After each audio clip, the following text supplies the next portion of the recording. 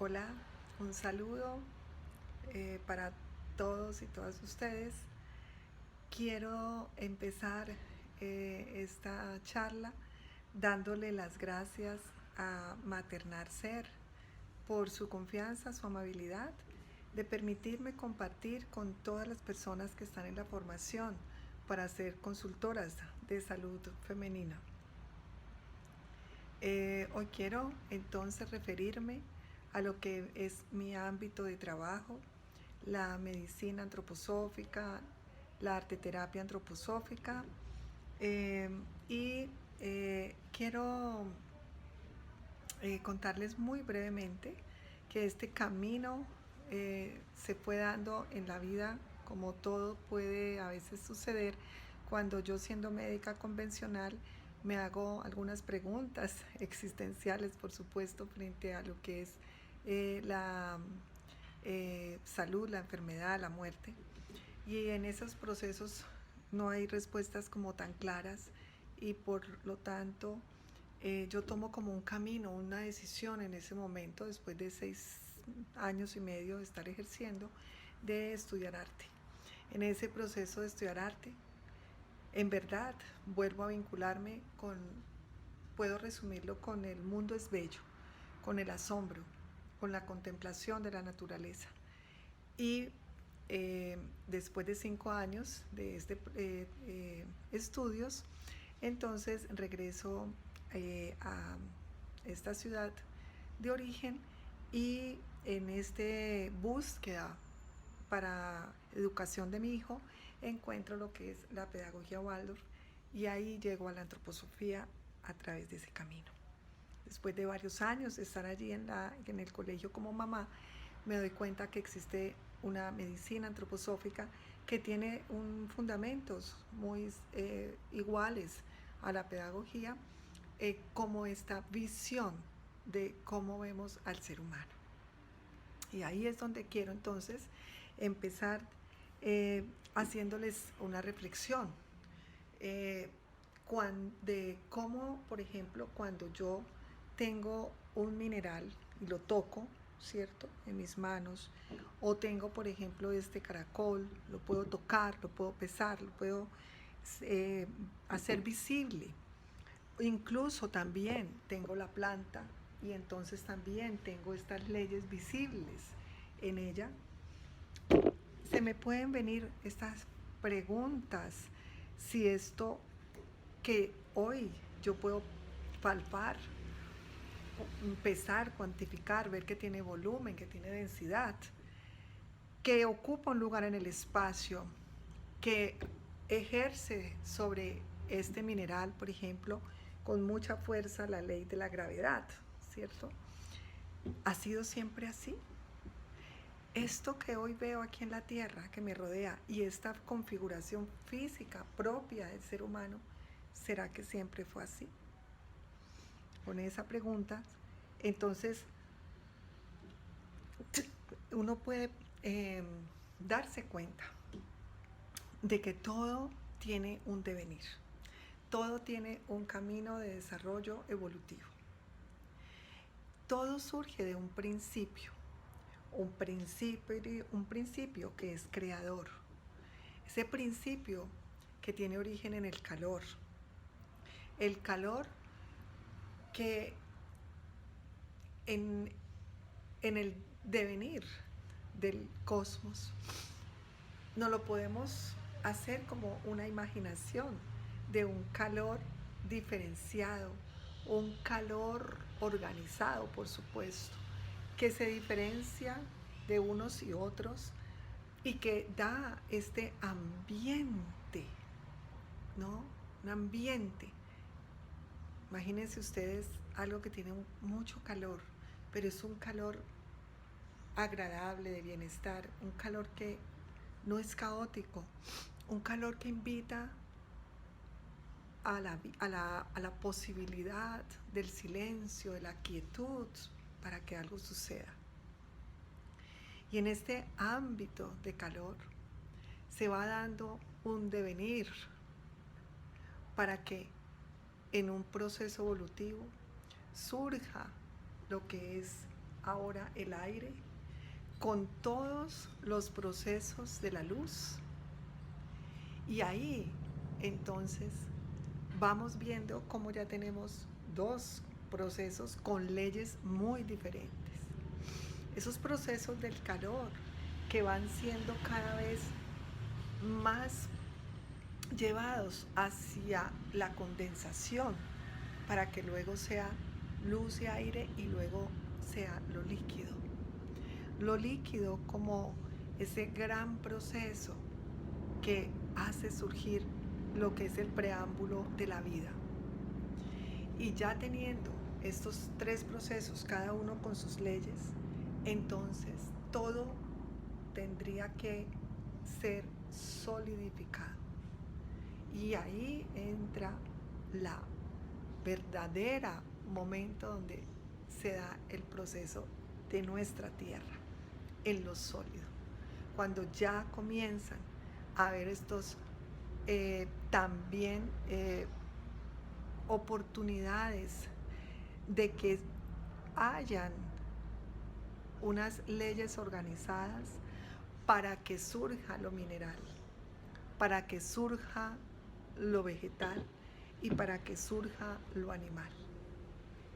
Y el ser humano, entonces, también tiene que venir en este devenir evolutivo, ganando estas leyes, ganando estos procesos, ganando en sí mismo una configuración. Es así como nosotros podemos tener una relación para comprender que lo que hoy nosotros somos, lo que hoy nosotros vemos, pesamos, cuantificamos, no siempre fue así. Hemos hecho este camino a través de los procesos y las leyes que tienen su origen para que se den el ser mineral, el ser vegetal, el ser animal, por supuesto, y el ser humano. Nosotros entonces vemos que las leyes que acompañan estos reinos son diferentes. Nosotros vemos aquí leyes, lo duro, sólido, tiene mucho peso, ocupa un lugar en el espacio, tiene un gran efecto en los minerales, la ley de la gravedad. Ejerce su acción profundamente la ley de la gravedad, haciendo que este reino tenga la posibilidad de ser de la quietud.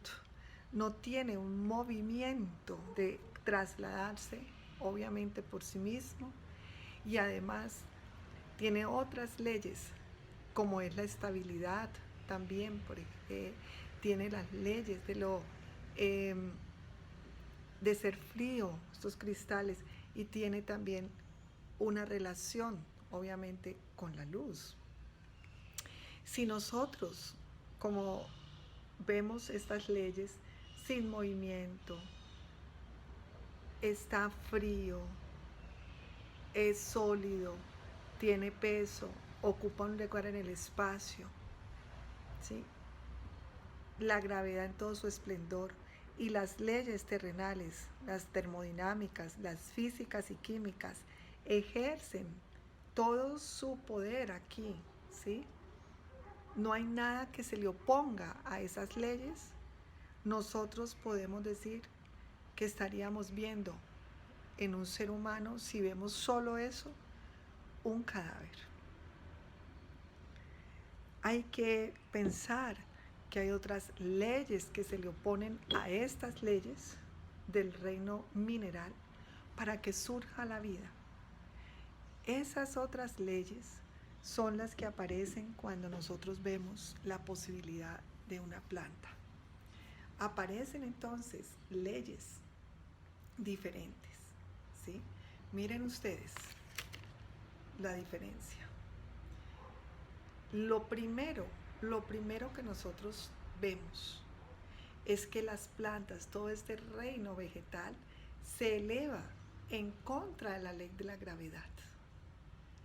Sí, es impresionante la fuerza que tiene el reino vegetal para crecer en contra de esta ley de la gravedad y tener unas leyes ascensionales en sí mismas que son en verdad ejercidas desde el cosmos por este astro sol que les hace ir hacia él y elevarse. Esta luz que viene de nuestro astro sol, como les estaba explicando, y es como una gran fuerza que ejerce sobre este reino, también haciendo de él un reino donde la vida se plasma con toda su fuerza. La vida que la podemos ver a través de cómo ellos hacen su fotosíntesis. Agua, luz, ¿sí? Esto es la posibilidad de hacer la fotosíntesis con lo que nosotros exhalamos de CO2. Y este reino entonces forma a través de esto y en esta superficie de la hoja todo lo que nosotros llamamos un metabolismo constructivo de carbohidratos. Este es un reino de mucha regeneración, es un reino de los ritmos, porque qué mejor para dar un ejemplo de lo que son los ritmos si no es nuestra naturaleza. Los ciclos también se dan allí y este gran ciclo de la vida, nacer, crecer, ¿sí? Tener reproducción y morir, lo vemos también manifestado en este reino. Por eso nosotros tenemos entonces hasta aquí que preguntarnos, ¿en dónde están estas leyes de estos procesos en mí, de los minerales y de las plantas? Y quiero entonces manifestarles en este momento que esas leyes las encontramos en lo más duro, en lo más sólido que yo tengo, en lo que me da mi sostén, que es en mi configuración del esqueleto. También en los dientes, donde está eso tan duro, ¿sí? Que en algún momento incluso es increíble que uno lo logre expulsar cuando tiene 7 años. Una pregunta que también nos podemos hacer. Entonces, eso que me da a mí, esas leyes terrenales, que me configuran este esqueleto, que me dan este soporte, esta firmeza de que estoy bien parado en la tierra, es esta, digamos, gran relación que nosotros encontramos con el reino mineral. ¿Y dónde están estas fuerzas de este reino de la vida? En nosotros. Por consiguiente, están en todo lo que logra que yo cada día pueda vencer estas leyes para estar vivo, mi fisiología. Esa procesos que tengo en todo mi organismo y que cada uno de los órganos tiene una función diferente que hacer y que a pesar de que tiene que hacerla como con su especificidad de órgano, está completamente integrado a una totalidad. Así entonces, yo me siento sano en todo lo que es como el piso de la salud que me lo da mi sana fisiología. Pero si yo fuera solo hasta ahí, hasta leyes minerales y leyes del reino vegetal, yo tendría entonces que decir, si fuera solamente este reino mineral, ya dije, sería como un cadáver. Y si yo fuera solamente como una plantita que es como si estuviéramos en el reino del solo metabolismo constructivo. Ahí estaría como en el reino del sueño, como dormida la conciencia.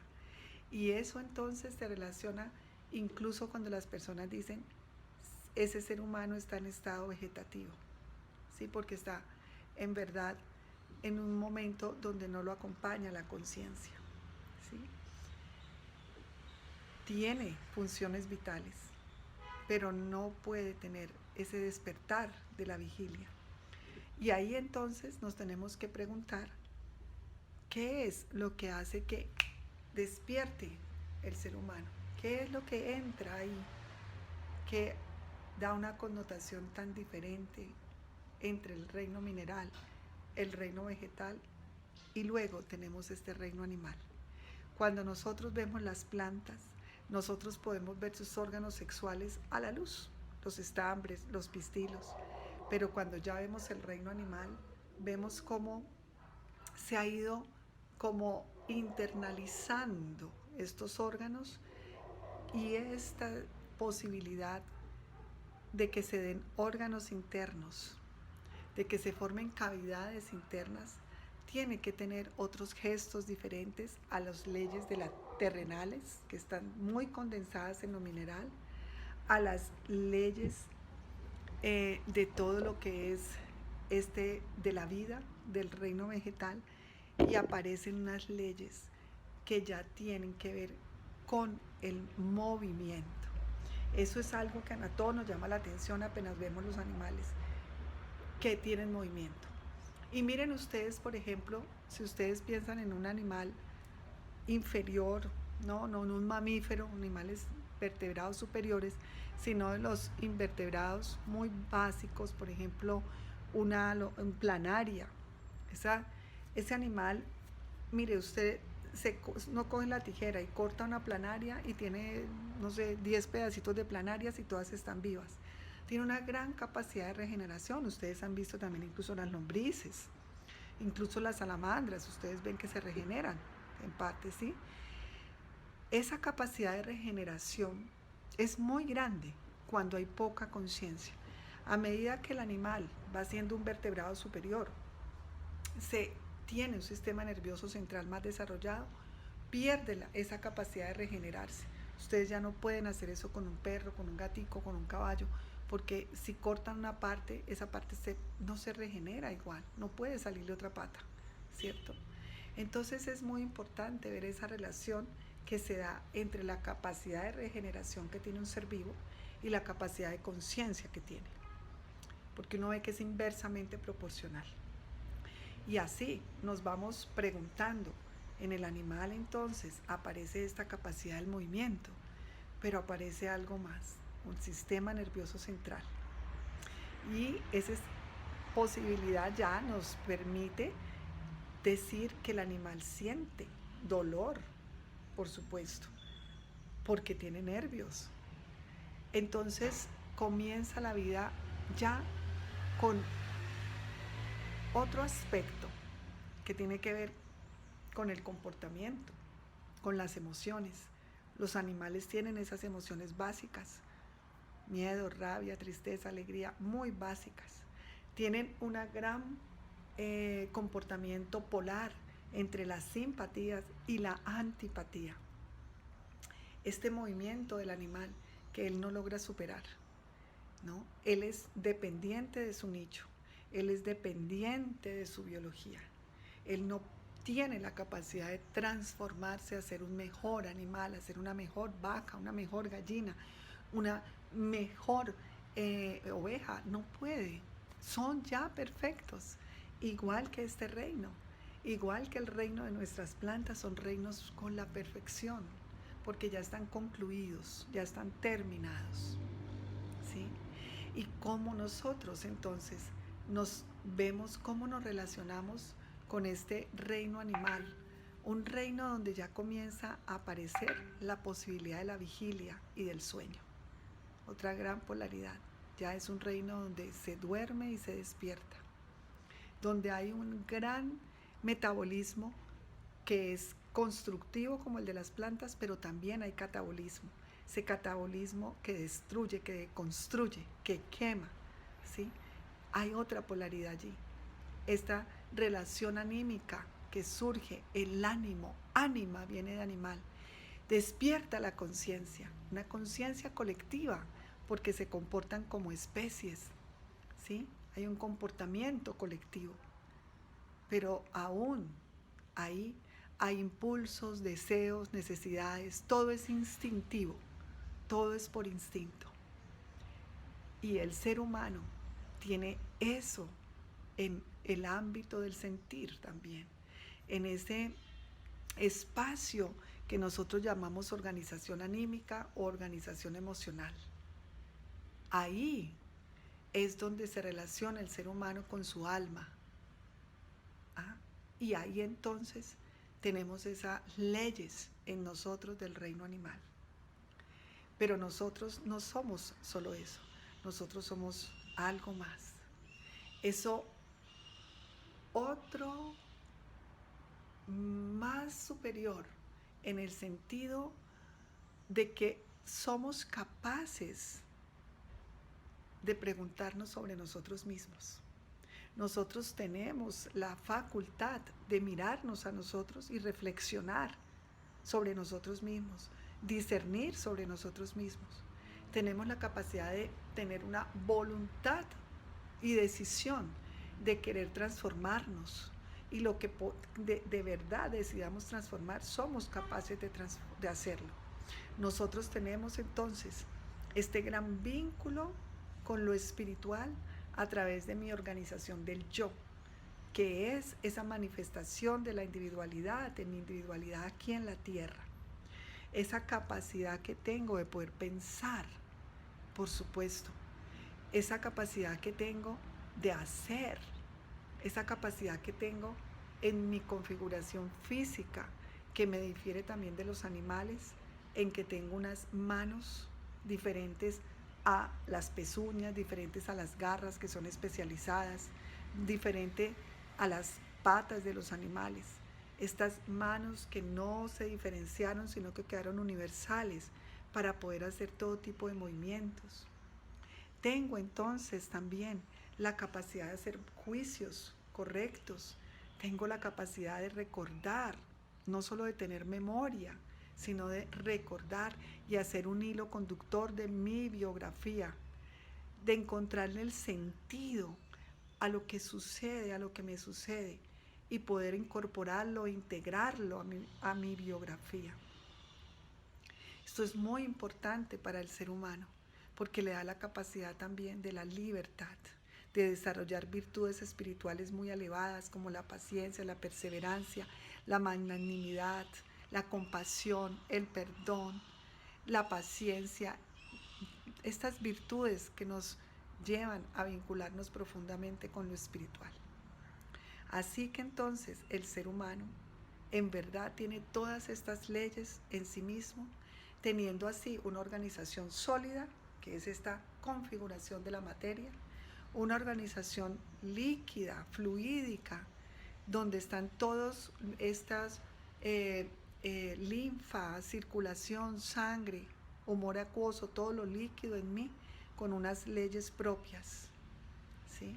Pero también tiene una organización que lo vincula con su ser anímico, con esa posibilidad de ir al mundo, pero también estar en sí mismo.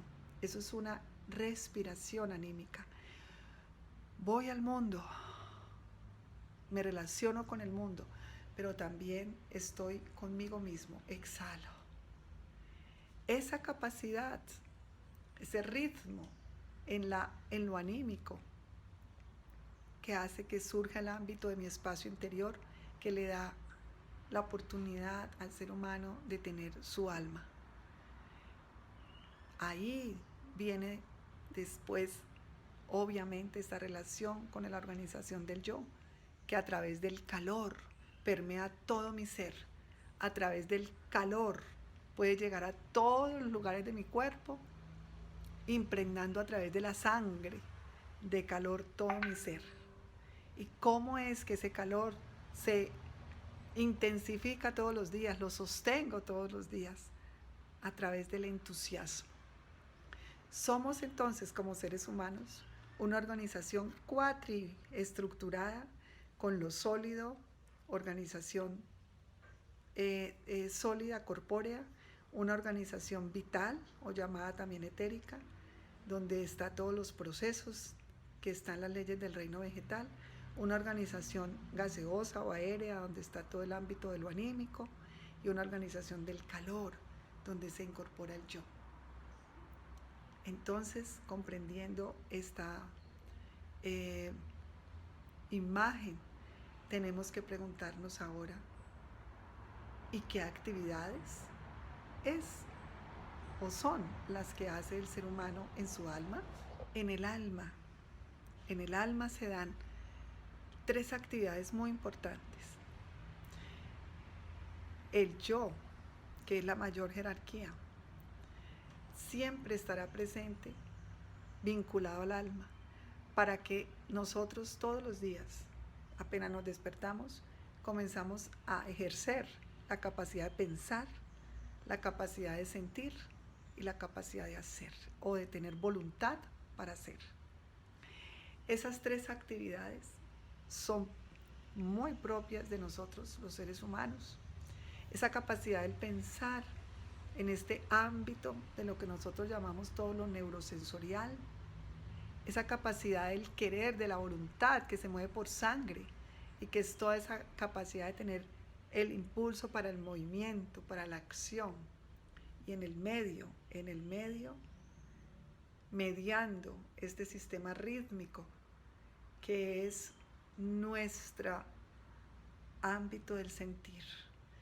Ahí donde respiramos, ahí donde está nuestra circulación, nuestro órgano del corazón, siempre en el medio, afuera y adentro. Inhalar, exhalar, recibir, entregar. Un ritmo, el sistema rítmico, el que sostiene también nuestra salud. Ahí entonces podemos ver una imagen trimembrada del ser humano en esas 3 actividades. Y es así como hemos hecho un recorrido por toda la imagen del ser humano en esta cuatrimembrado y trimembradas posibilidades de comprensión. Si ya tenemos esta primera parte, entonces nosotros seguimos caminando en las preguntas de lo que es para la medicina antroposófica la salud y la enfermedad. Nosotros tenemos que comprender que la salud en el ser humano es una oscilación, es un ritmo, no es un estado estático, sino que es un estado dinámico, ¿cierto? Tiene que ver con esta posibilidad de que uno puede moverse en polaridades, pero siempre volver a su centro, que uno es un ser humano individual, que tenemos una posibilidad única y que bajo esa posibilidad única nuestro sistema inmunológico es único también. Él se configura con mis propias proteínas de una manera nunca igual a otro. Por eso, para nosotros en la medicina antroposófica, en la arteterapia, como lo vamos a ver más adelante, no hay protocolos, sino un evento muy creativo. En verdad, la salud y el apoyar la salud dentro de esta mirada, esta filosofía, es un arte en sí mismo. Es un arte que se da en el encuentro, en ese momento tan respetuoso y sagrado que se da entre el terapeuta y ese ser humano que viene para recibir alguna ayuda. Y uno se pregunta, ¿de dónde entonces surge la posibilidad de la salud? La salud surge del despertar de mis propias fuerzas. Es el cuidar y el fortalecer justo todo ese sistema inmunológico en mí, todas esas fuerzas de los ritmos, para que yo tenga buena regeneración, para que yo a través del cuidado que puedo tener de la alimentación, del sueño, de mis emociones, del cuidado que puedo tener de lo que escucho, de lo que veo, de lo que hablo, todo ese autocuidado que significa fortalecer mis procesos de autocuración que los tengo inmersos en mí, porque yo tengo todos los reinos en mí, por lo tanto tengo las fuerzas de ellos en mí y puedo confiar en que si están bien fortalecidos, esas fuerzas me ayudarán a recuperar de nuevo el proceso salud. Pero también, obviamente, me puedo preguntar qué tiene que ver la aparición de una enfermedad, qué tiene que ver la posibilidad de morir para el ser humano. Y ahí ya entramos a otro ámbito que es mi destino en la tierra, esa misión, esa tarea que yo también he venido a cumplir en la tierra y que tiene obviamente un transitar aquí en la vida terrenal muy específico. Tal vez después toque un poco este tema. Es así entonces que si nosotros ya tenemos este comprender del ser humano, también nosotros podemos preguntarnos en qué ámbitos del ser humano, en lo sólido o en lo vital, etérico, o en lo anímico, emocional, o en la organización del yo, en esa individualidad, ¿habrán terapias para cada uno de estos ámbitos? Claro que sí. Tenemos terapias para cada uno de estos niveles y uno puede pensar, ¿dónde se ubicará la arte terapia aquí? Ahí es una pregunta interesante, ¿sí? Que yo quiero dejárselas un poco para poder dialogar también en el sincrónico sobre lo que a ustedes les vaya quedando también y les vaya generando como preguntas. Pero vamos a ir caminando y ustedes yo creo que van a tener esta respuesta. ¿Dónde actúa, por ejemplo, no puede pensar dónde actuará la psicoterapia o dónde actuará la música en esta imagen cuatrimembrada del ser humano? Entonces, nosotros aquí ya entrando en el tema más profundo, teniendo ya estos fundamentos que yo espero los puedan ir, digamos, como pensando, como reflexionando y haciendo imágenes, sobre todo hagan imágenes con todo esto. Y entonces uno dice, bueno, ahora vamos a ver qué es esto del arte en la salud. El arte, en verdad, es algo intangible. Nadie puede cuantificarlo, nadie puede medirlo, pesarlo. Es intangible. Y todo lo que es intangible, o sea que no puedo ejercer sobre él los sentidos, uno dice que es suprasensible, porque está por encima de lo sensible. Y esta palabra, quiero que quede muy claro, que no, cuando yo hablo de esto, no quiero decir que es suprasensible como de cosas del más allá, no, simplemente es lo suprasensible, lo que está por encima de lo sensible y que por lo tanto no puedo hacerlo visible con los sentidos. Ese es el arte, en verdad. El arte que le es propio al ser humano, que es capaz de hacer visible justo lo no visible, que habita en cada uno de nosotros. El arte es capaz de vincular lo micro, que somos como individualidad, con lo macro, que es el cosmos o el universo. Con el arte se expresa profundamente lo más espiritual de la existencia humana. Y entonces, ¿qué es cuando ya el arte como tal, esa expresión del alma, porque solamente el ser humano puede hacer arte? Entonces es una expresión muy propia del alma humana.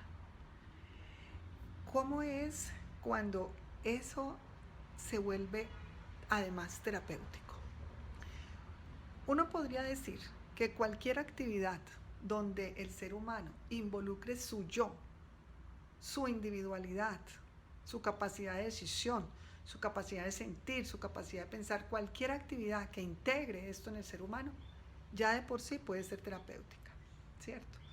Pero entonces, ya dirigiéndonos a la arteterapia como tal, podemos decir que es una actividad, eh, es una actividad que hace que el ser humano pueda llevar a hacer profundos cambios en su salud. Lo activa, por eso se llama, es una actividad, algo que activa en el otro un impulso, ¿cierto? Ese impulso queremos que sea hacia la salud, hacia un mejor estado psíquico, físico o anímico o espiritual, por supuesto. Entonces es una terapia activadora. Eso es en sí la arteterapia mirado desde lo general. En verdad, tanto el modelado como la pintura, como la música, son armonizadores de los sentimientos y obviamente de la vida consciente, porque nos trae a este presente y a esta autoconciencia. Uno puede decir que con el modelado uno da forma, ¿cierto? Uno está dando forma de algo que no tiene forma, de un trozo de barro. Yo estoy conduciendo hacia la forma ese trozo de barro. Y ahí, ¿quién está conduciendo esa forma? ¿Quién es el que da la posibilidad de que haya forma? Yo. Y ahí construyo pensamiento, ¿cierto? Pero con el color hay otro ámbito. El color me lleva a un ámbito muy del alma, me mueve el alma, el color.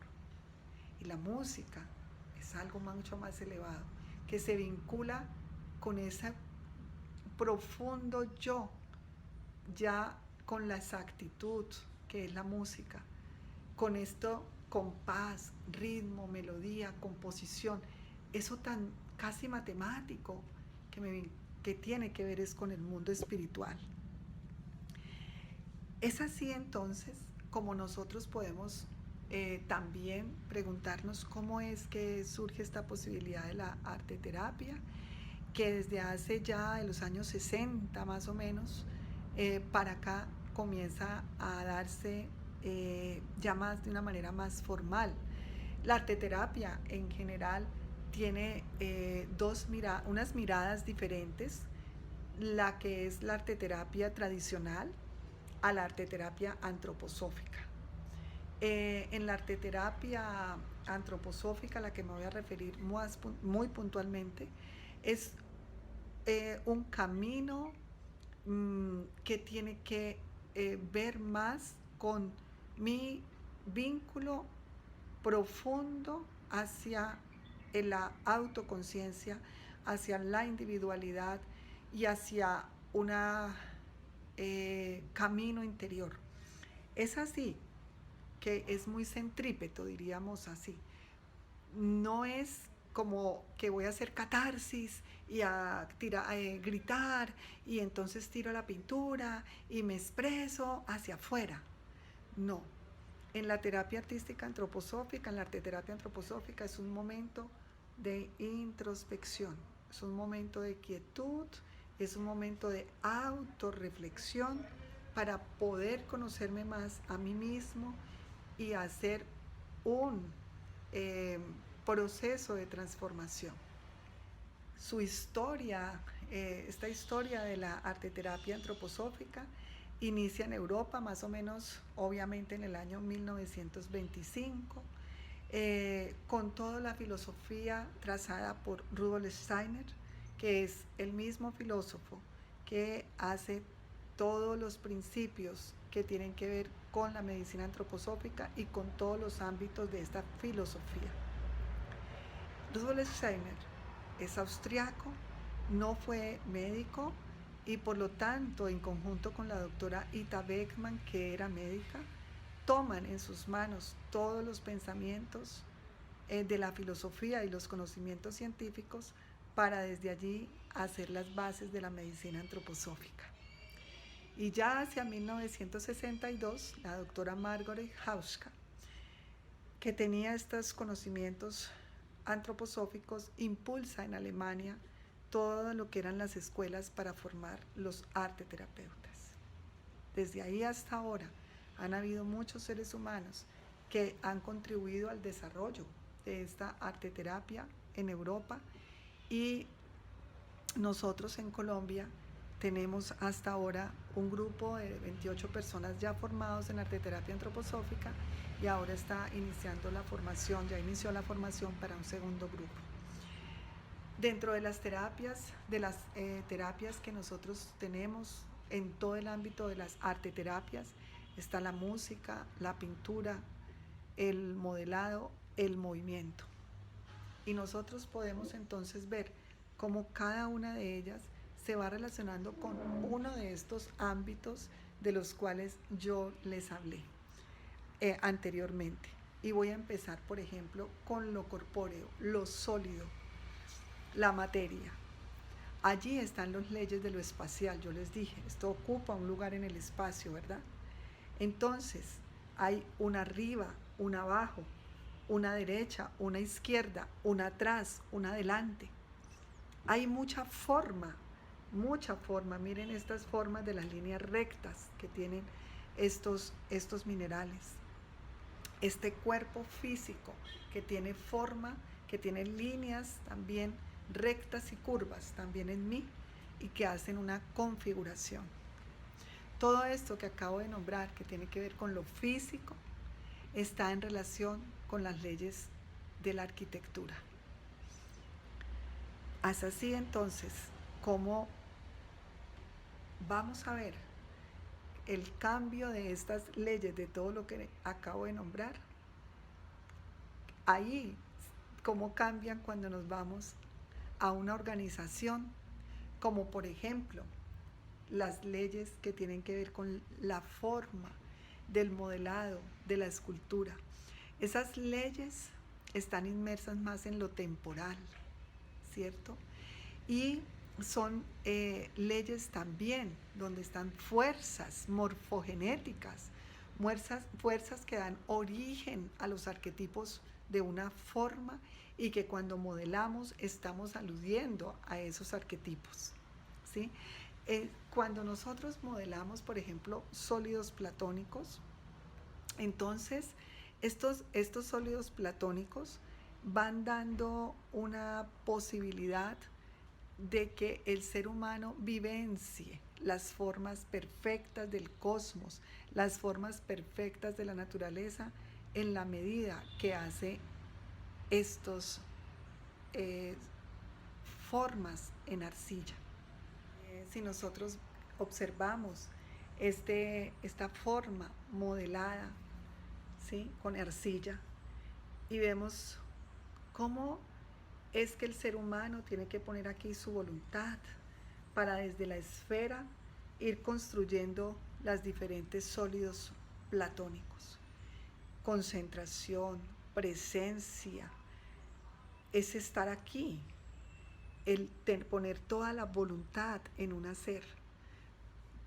Entonces ahí hay sanación cuando se dan esas posibilidades, y estas formas perfectas de que nos habló Platón, estas formas perfectas también están en nosotros, están en nuestros órganos.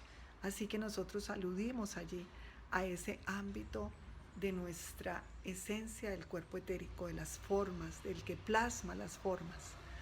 Y ahí entonces estamos ayudando a que a través del modelado un ser humano, por ejemplo, puede superar lo rígido, porque moldea, porque transforma, porque está luchando contra lo inerte que es la tierra para generar vida.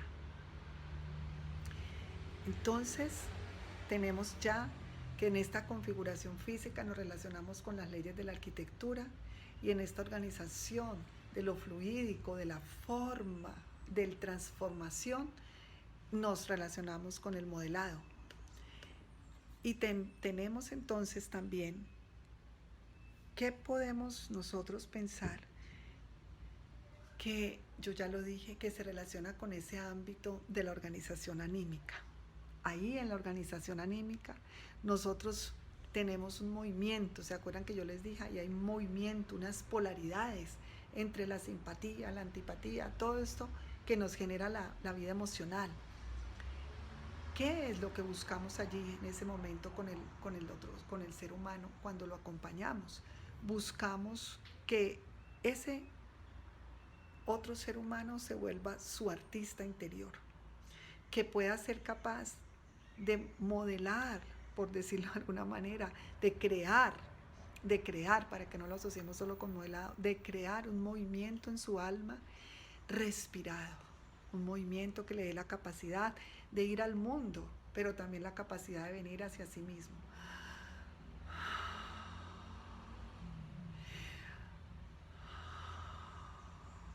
Una capacidad de inhalar y exhalar.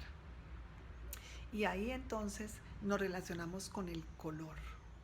El color, pues, con la acuarela, con el pastel, por supuesto. En esta organización donde la pintura nos conduce hacia lo bello, donde la pintura nos invita a despertar en nosotros el interés por el mundo también de las imágenes, que nos vincula con la naturaleza, que nos podemos unir al mundo con amor, con un sentido. Ahí entonces tocamos ese ámbito muy profundo del alma.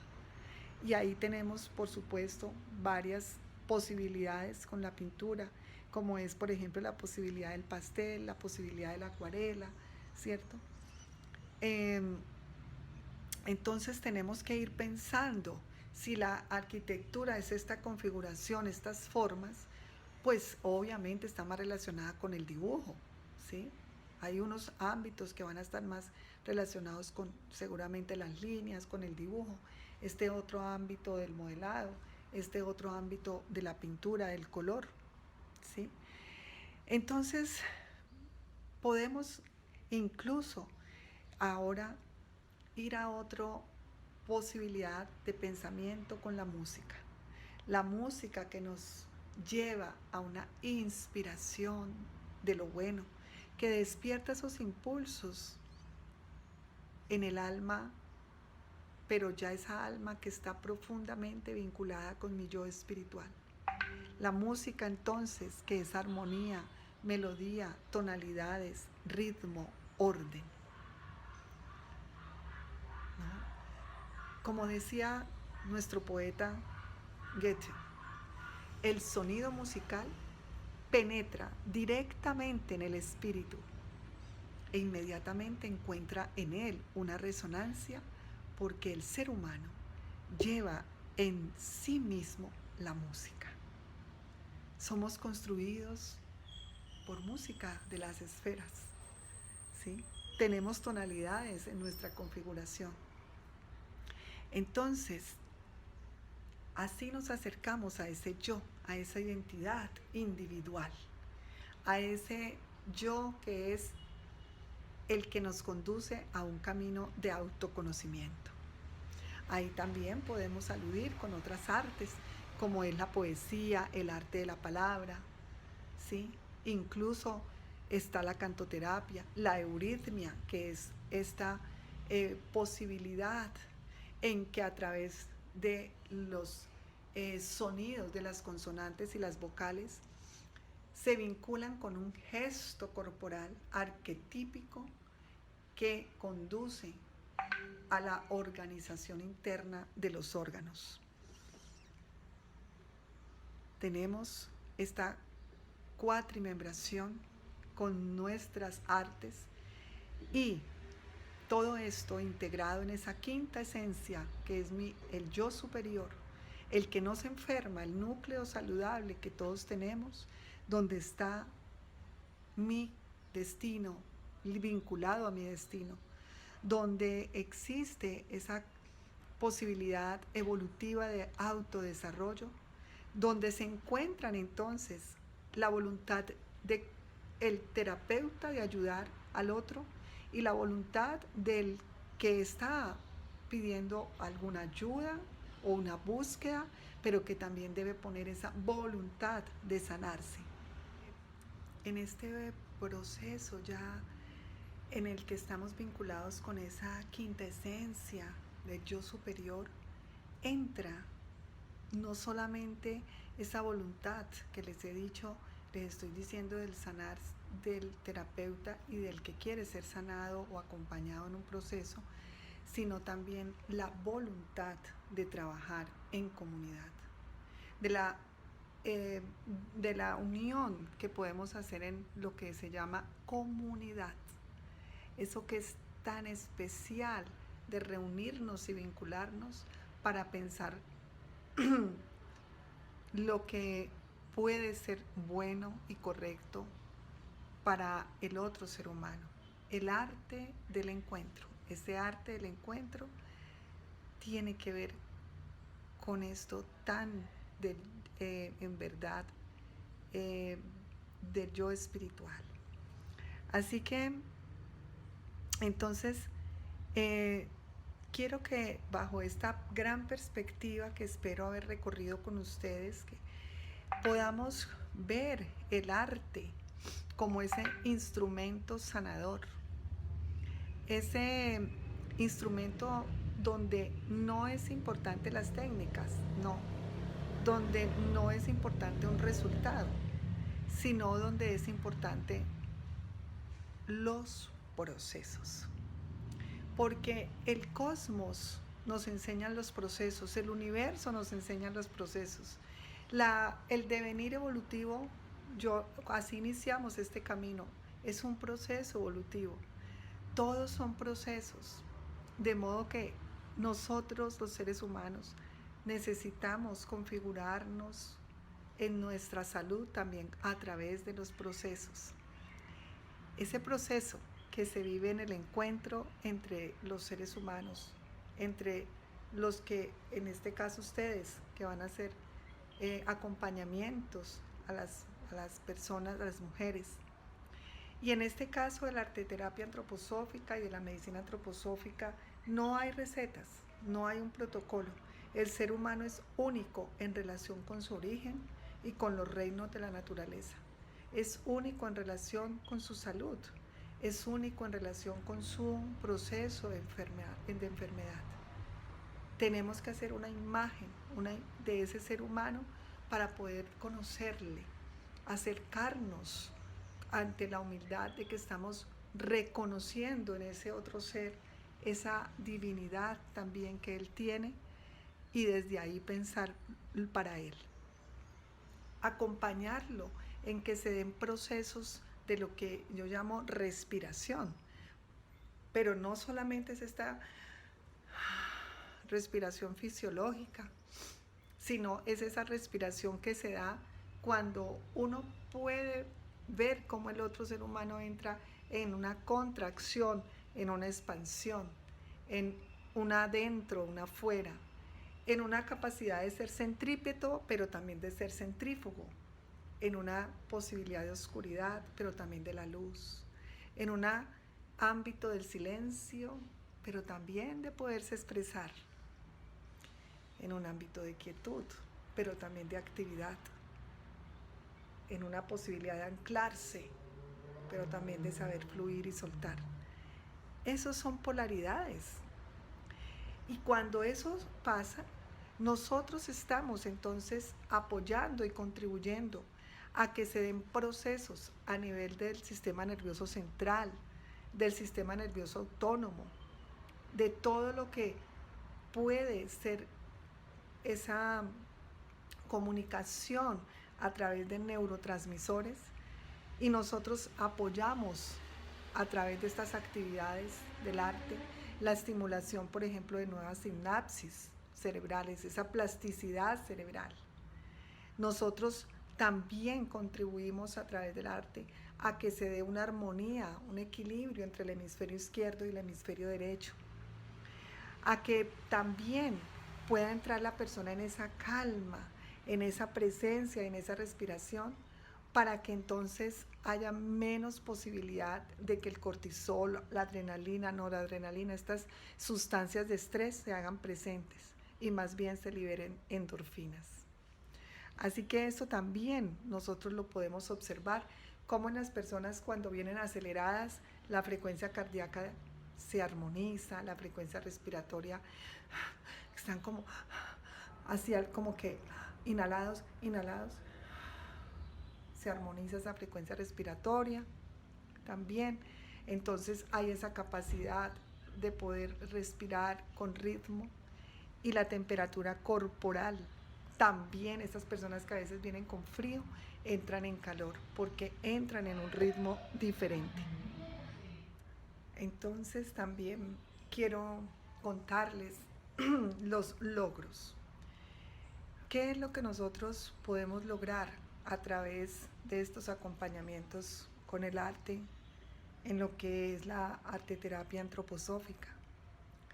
Podemos acompañar a resignificar un trauma, porque a través del arte, un evento que puede ser aún no digerido por ese ser humano en su alma, puede transformarse en algo que puede comprender, que puede como transformar de otra manera. Ahí entonces lo supera. También es un momento que genera mucha confianza en el ser humano cuando se da cuenta que tiene una hoja en blanco y que de verdad puede acercarse a ella y tener un proceso ahí de color, un proceso creativo. Porque ahí la persona ha puesto voluntad, ha puesto coraje, ha puesto decisión, ha tomado una decisión. Y a través del acompañamiento puede hacer un darse cuenta. Eso que llamamos nosotros como un insight, ¿cierto? Ese darse cuenta de algo y saber, esto quiero transformar. Puede hacer ese camino de autoconocimiento. Entonces uno ve cómo su autoestima se va también afianzando más, la alegría, llega como esa sonrisa, ese momento de creatividad, ese momento creativo que produce tanto entusiasmo de saber que uno puede crear alguna imagen frente a un sentimiento, a un pensamiento, a un evento de la naturaleza. También está obviamente eso social que se da cuando se puede trabajar en lo grupal. Se crean las bases también para un trabajo en equipo. Se puede hacer también trabajos grupales con arte. Ayuda a la flexibilidad, a que el error está presente, pero que el error puede ser una posibilidad también de una nueva oportunidad. Hay asombro, interés y por tanto también, vuelvo y lo reafirmo, la voluntad, porque la voluntad genera calor, genera el movimiento, se hace una acción, ¿sí? Entonces, uno puede estar seguro, yo estoy segura que las artes tendrán que estar presentes necesariamente en los procesos humanos de este incluso momento actual y de lo que viene al futuro. Es un integrador de un ser que somos unidad. Los seres humanos somos unidad y las artes contribuyen a integrar lo físico, todo lo que es lo anímico, todo lo que es mental, espiritual. Entonces podemos confiar plenamente en que este proceso, que nosotros como personas que acompañamos a otro, ¿sí? Tenemos que ser personas formadas. En nuestro caso, este es un posgrado.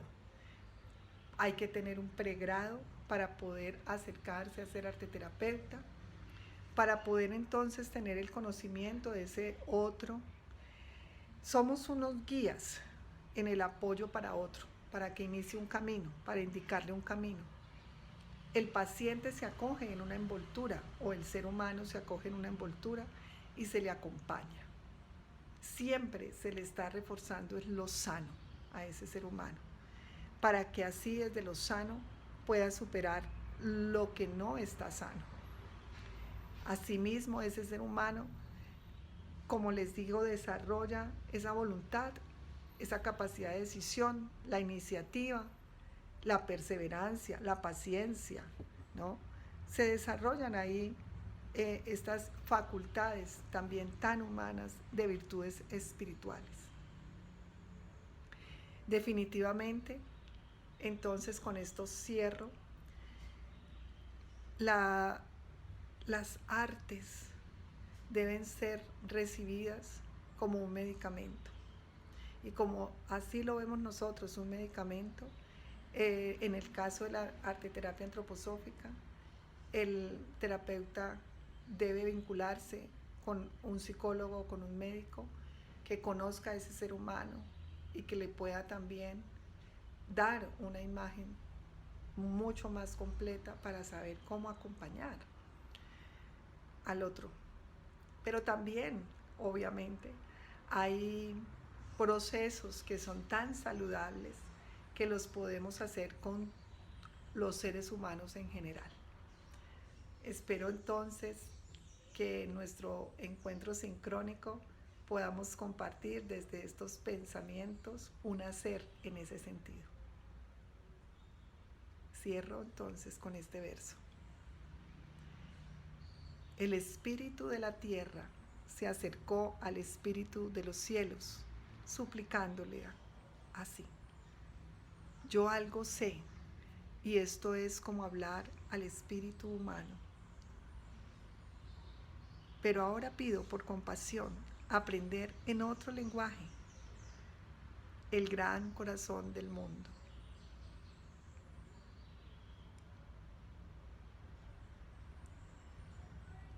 A través del cual el gran corazón del mundo sabe cómo hablar a los corazones humanos.